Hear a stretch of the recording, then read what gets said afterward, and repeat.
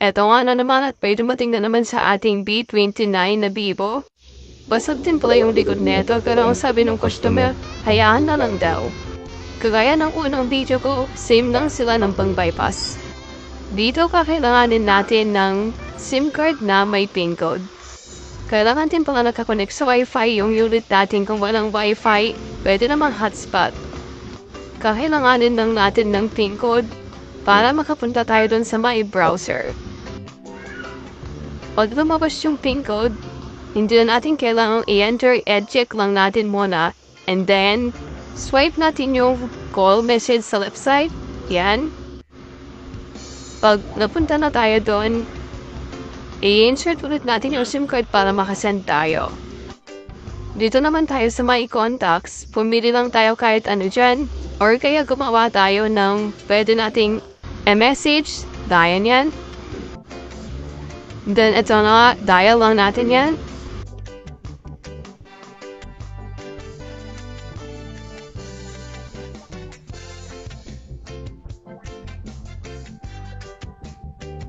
After natin ma-dial, click lang natin yung send, yan. Click ulit natin yan. Click natin open. Dito naman tayo ngayon sa my settings, history and privacy, YouTube terms of service, agree, dial naman natin doon ngayon.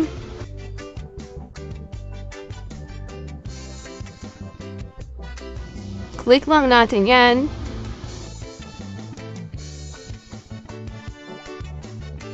Click natin yung settings and allow. Dito sa about phone, kung makikita nyo, yung model ng unit B29 siya, Android 14. Punta tayo sa system and phone clone. Agree natin. New device. Sundan nyo na lang.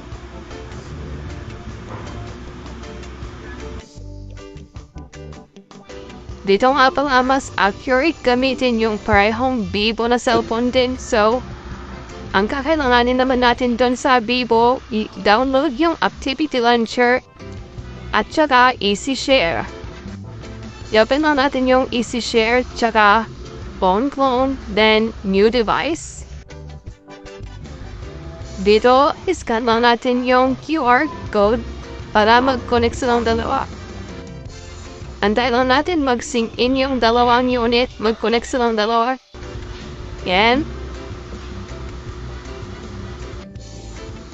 To-select all natin lahat. I-uncheck natin yan. Then, sa may apps naman tayo, yung activity launch. Then, next tayo. Let's see.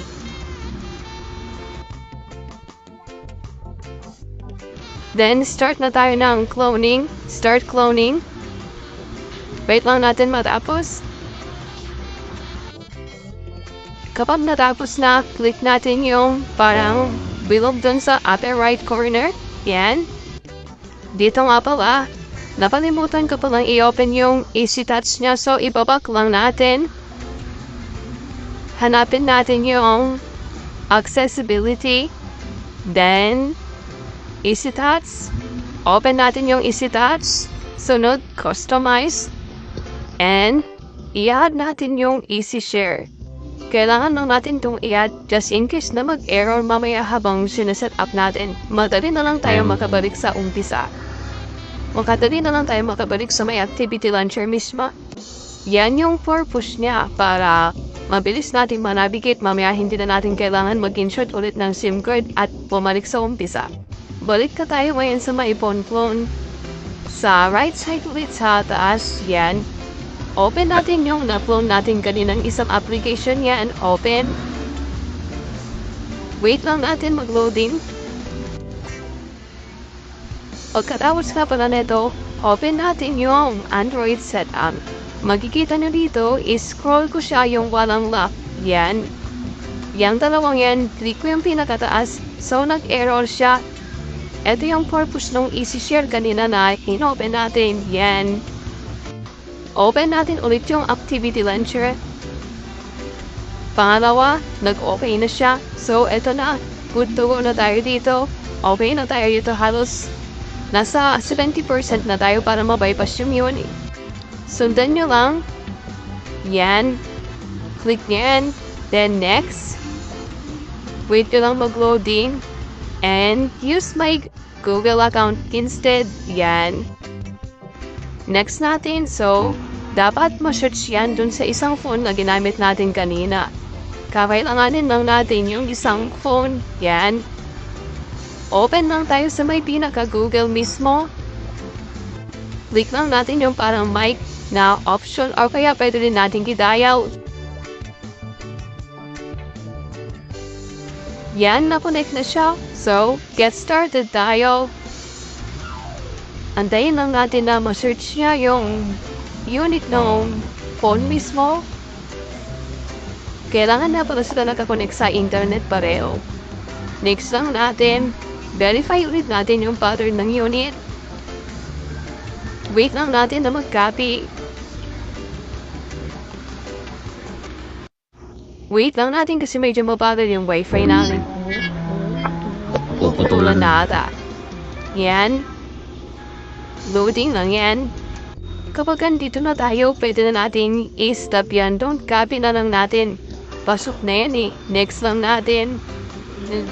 And take note, babalik ito sa umpisa. Pag malapit na tayo dun sa may pinaka-menu, babalik ulit siya sa setup. Pero huwag ka mag-alala kasi nakapasok na yung Google account na klinon natin kanina. What? Yan, loading lang saglit. Mabagal ulit yung internet namin. Skip natin. No thanks. Loading ulit. Wait lang natin. So, ito na nga, bumalik na sa umpisa pero huwag ka mag-alala. Next na lang yan. Wala na ka nang ibang babaguhin dyan kasi nag-happy na yung Google account sa isang phone kanina. So, yan o. Pasok na yan. So, next natin. Dito naman sa part na to, alam nyo na siguro kung ano yung gagawin nyo. Pa-share na lang din kung sakaling nakatulong sa mga bibo nyo na nakalimutan nyo yung password para makatulong din. Next natin. Next. Yung congratulations daw. So, ito naman. May isang step pa tayo dito. Kailangan pa natin pumunta sa My Settings. About Phone. Then, dito tayo sa My Software Information. Itatap lang natin yung build number. Kung makikita nyo yung software update nyo, may 3 so latest ito. Software information tayo, build number, tap natin yan. And, back, pupunta tayo sa system, hanapin natin yung developer option. Need natin i-open yung OEM unlocking para kahit i-reset nyo na, kahit may Google account, nakalimutan yung Google account, hindi na ito magkahanap ng Google account. Dito i-remove ko nga pala yung account nung ginamit ko kanina na phone. Tinanggal ko na rin yung how to feel.